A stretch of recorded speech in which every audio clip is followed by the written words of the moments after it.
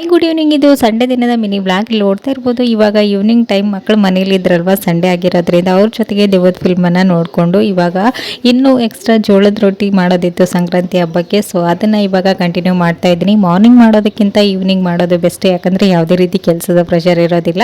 So ಆರಾಮಾಗಿ ಎಲ್ಲ ಕೆಲಸನೂ ಮಾಡ್ಕೊಳ್ಬೋದು ಅಂತೇಳಿ. ಸೊ ಈ ಕೈ ಕಾಲುಗಳಿಗೆ ಸಂಟೆನಾದರೆ ನಾವು ಹಬ್ಬದ ಟೈಮಲ್ಲಿ ಪಾರ್ಲರ್ಗೆ ಹೋಗಿ ಜಾಸ್ತಿ ಅಮೌಂಟನ್ನು ವೇಸ್ಟ್ ಮಾಡೋದಕ್ಕಿಂತ ಈ ರೀತಿ ನೀವು ಮನೆಯಲ್ಲೇ ಮೆನಿಕ್ಯೂರ್ ಪೆಡಿಕ್ಯೂರ್ನ ಮಾಡ್ಕೊಳ್ಬೋದು. ಅದು ಹೇಗೆ ತಿಳಿಸಿ ಅಂತ ಕೇಳಿದ್ರಿ. ಸೊ ಆ ಟಿಪ್ಸನ್ನು ನಾನು ಆಲ್ರೆಡಿ ನನ್ನ ಆಲ್ ಇನ್ ಒನ್ ಟಿಪ್ಸ್ ಚಾನಲಲ್ಲಿ ಶೇರ್ ಮಾಡಿದ್ದೀನಿ. ಅದರ ಲಿಂಕ್ ಬೇಕಂದರೆ ಬಯೋದಲ್ಲಿದೆ, ನೀವು ಬೇಕಾದರೆ ಚೆಕ್ ಮಾಡ್ಕೊಳ್ಬೋದು. ತುಂಬಾ ಈಸಿಯಾಗಿ ಮನೆಯಲ್ಲಿರ್ತಕ್ಕಂಥ ಸಾಮಾನುಗಳನ್ನೇ ಯೂಸ್ ಮಾಡಿಕೊಂಡು ನೀವು ಈ ರೀತಿ ಬ್ಯೂಟಿ ಟಿಪ್ಸ್ಗಳನ್ನು ಟ್ರೈ ಮಾಡ್ಬೋದು. ಸೊ ಒಂದ್ಸರಿ ಚಾನಲ್ನ ವಿಸಿಟ್ ಮಾಡಿ. ಫಸ್ಟ್ ಟೈಮ್ ನೋಡ್ತಾ ಇದ್ದರೆ ಸಬ್ಸ್ಕ್ರೈಬ್ ಮಾಡ್ಕೊಳ್ಳಿ. ಸೊ ಈವ್ನಿಂಗ್ ಟೈಮ್ ಇಲ್ಲಿ ನಾನು ರೊಟ್ಟಿ ಜೊತೆಗೆ ಸೈಡ್ ಡಿಶ್ ಆಗಿ ಕರ್ಡ್ ಫ್ರೈನೂ ಕೂಡ ಮಾಡ್ಕೊಂಡಿದ್ದೆ. ತುಂಬಾ ಟೇಸ್ಟಿಯಾಗಿ ಬಂದಿತ್ತು.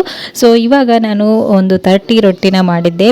ಇಷ್ಟೆಲ್ಲ ಮಾಡೋಷ್ಟರಲ್ಲಿ ಟೈಮ್ 9 o'clock ಆಗಿನೇ ಹೋಗಿತ್ತು. ಶಾಪ್ ಕೂಡ ಕ್ಲೋಸ್ ಮಾಡಬೇಕು, ಇನ್ನೇನು ನೈಟ್ ಆಗೇನೆ ಹೋಯ್ತಲ್ವಾ. ಸೊ ಶಾಪನ್ನು ಕ್ಲೋಸ್ ಮಾಡಿ ಊಟನ ಮುಗಿಸ್ಕೊಳ್ಳಿ. ಇದಾಗಿತ್ತು ಸಂಡೇ ದಿನದ mini blog. Thank you for watching. Bye.